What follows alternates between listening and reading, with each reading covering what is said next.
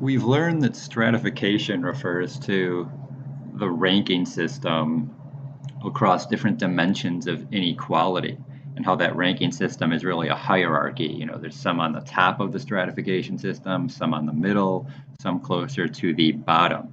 Social class refers to people who occupy the same level, or strata, that's a Latin word for level, in the stratification system. So a group of people who all have approximately the same rankings in terms of, wealth, education, occupation. These are people who we say belong to the same social class. We use the term social class a lot in different ways, in this country, and throughout the world. Really, people talk about and study social class. When we talk about social class, we're talking about people who occupy the same level in the stratification system. That'll be made more clear throughout this lecture. There are different ways that social class is indicated. Like when we talk about social, for example, here, when we talk about somebody being upper class, what exactly are we referring to, or what gives it away? Or when we talk about somebody being a member of the working class or the lower class, middle class, what exactly are we talking about? How do we know, or what gives it away? Well, there are objective and subjective indicators. There are objective things that tell us, and there are subjective things that tell us. Objectively, things that we can observe and measure. Objectively, we're talking about income, education, occupation, and someone's neighborhood of residence. Now, those of you who go on to study sociology further, you'll eventually take some statistics classes. And what we'll see is that neighborhood of residence tends to be so highly correlated with income, education, and occupation that it's almost redundant. Once we know, as sociologists, once we know about someone's income, education level, and occupation, like what type of job they have, we can kind of predict the kind of neighborhood they'll live in. So when we talk about objective indicators, the three big ones are income, education, like how much education or what your highest degree is, and occupation, or the type of job you have.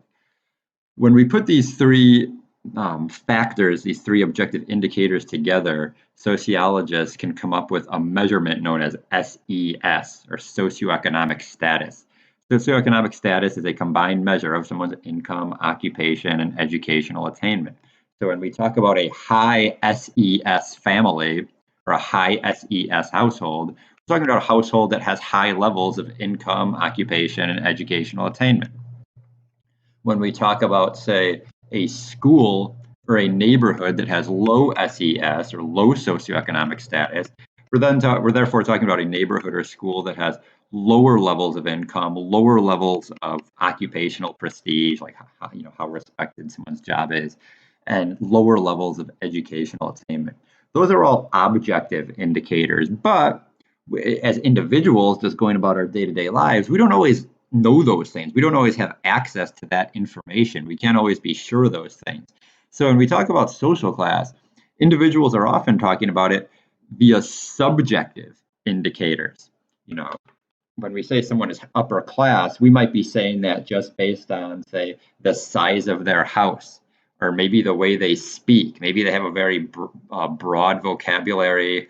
They can vary their sentence structure. Maybe we're talking, we're referring to their vocabulary or manner of speaking. Well, we might be talking about their family background, like what their mother or father or brothers or sisters do professionally. We might be talking about their recreational pastimes, someone who goes horseback riding, or someone who plays, polo, or someone who's going windsurfing. We tend to associate those, recreational activities with being, upper class, or certainly more high class than like shooting dice, next to a convenience store. So that, recreational pastimes can tell us about someone's social class too. Um, Thorstein Veblen was a sociologist who came up with the concept of conspicuous consumption. Conspicuous consumption refers to buying things that other people can see and other people can notice. If something is conspicuous, that means it can be noticed, viewable. What Veblen was talking about and really warning against was buying things that make you seem like you're doing well, make it seem like you're, living large and might be upper class, but they cost a lot of money and they don't really do anything for you in the future. So an example of conspicuous consumption is going to be maybe buying like Gucci sunglasses or buying, a huge television with, surround sound for your living room. These are things that make you look upper class or make you look wealthy, make it look like you're doing well, but they're not really, you know, doing anything for your future financial well-being. Certainly, it's not going to be as beneficial for you as paying college Some tuition to characteristics of get a social college class, for degree one, they are or fluid. buying That health means, they insurance if you evolve, they don't can have it. change. So The conspicuous characteristics of consumption social refers class are to not defined in any buying legal, things that people religious, can or see, public policy. and of course the downside terms, is that it doesn't and really help you moreover, the out boundaries are long not term. clear cut. People can interact with, emulate, and Those even marry conspicu- people those- of other social those classes. things that are purchased via there are conspicuous not, consumption. those are, of course, In, going to be in terms of our subjective interactions indicators and in terms of the people we of come in social class. contact with, there's no rigid boundaries. In media anyway, most of the people we probably see come from upper class or at least upper middle class backgrounds. We might work with people of higher or lower class backgrounds than us. So class systems are fluid, that they can change over time, and the boundaries are not firm and can be easily breached. Number two, class positions are in many ways achieved. We've talked about this already. In a class system, where you fall in the stratification system is going to be based largely on achieved statuses or what you've done in the past.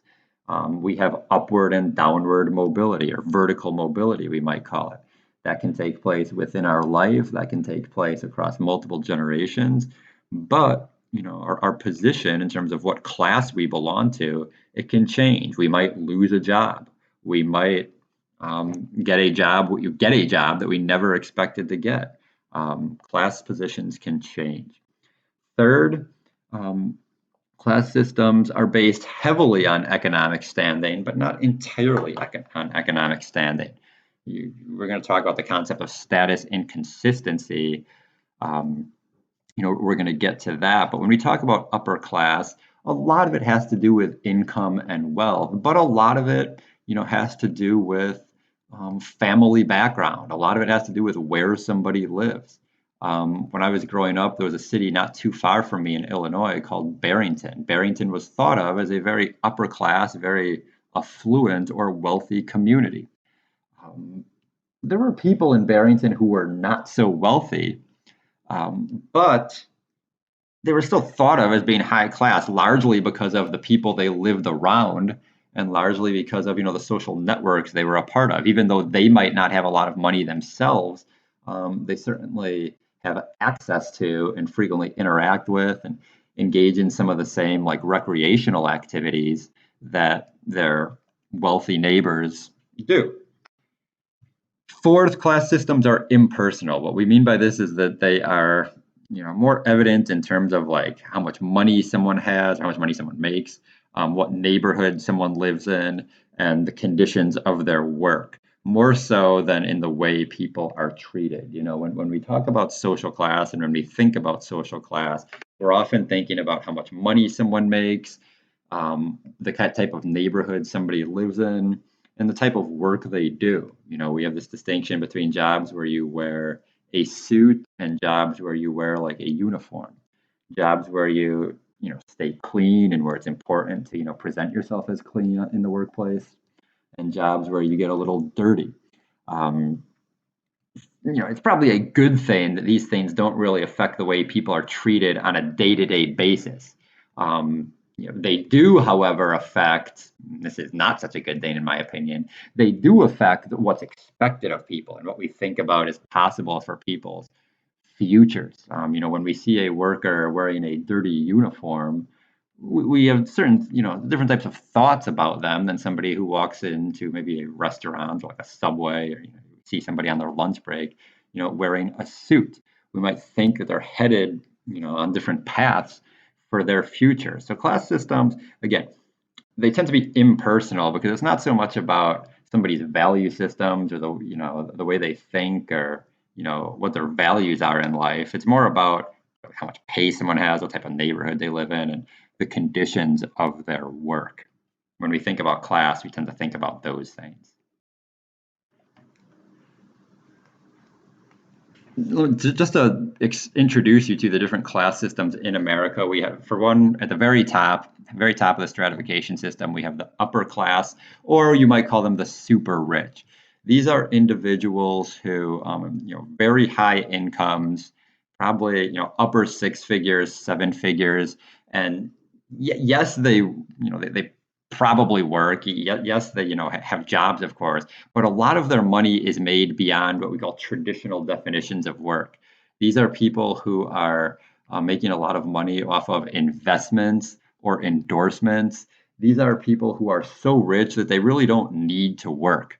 Um, you know, Certainly, famous athletes, entertainers, hedge fund managers.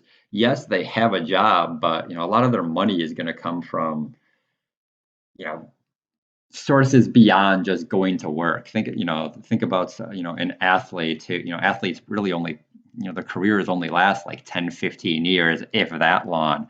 But they're probably when they get to 40, 50, 60 years old, they're making a lot of their money off of endorsements.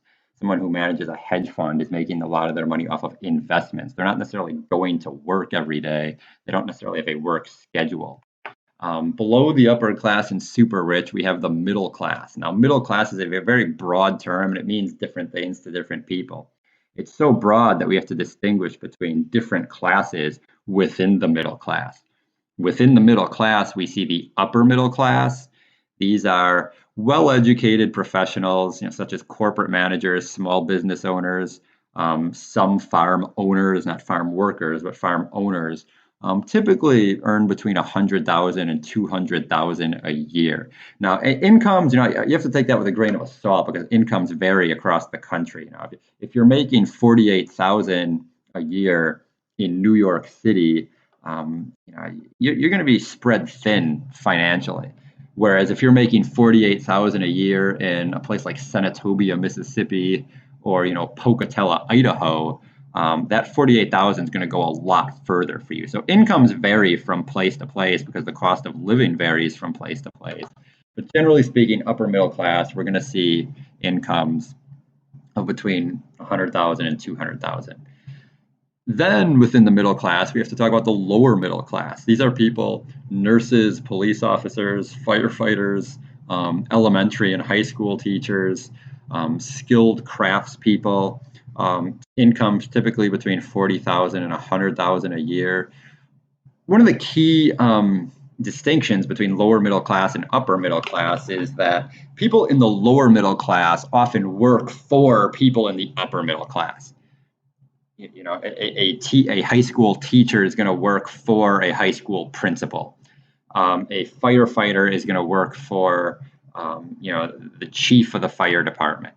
Police officer, same thing, can work for the chief of the fire department. Nurses work to support doctors. So people in the lower middle class often work to support the professional operations of people in the upper middle class. Below the middle class, we have the working class. The working class, true to that name, working, have lives that are structured around work. They're typically paid in wages, not salaries. People in the middle class often get salaries, a certain amount of money per year. People in the working class often get paid in wages, per hours, or maybe per their number of sales. People in the working class get less employer provided benefits than those in the working class. I'm talking about things like paid sick leave, employer provided health insurance, maternity leave, for example. People in the working class often make between 20,000 and a year. Then we have the lower class. The lower class have very weak attachments to the workforce. Their lives are not organized around their job. Yes, they work to make money, but they're might be going door to door asking if people need things done. Then you have the underclass or the urban poor. These are people who are thought to exist below the class system with little hope of escaping poverty. I'll continue with this in the next lecture.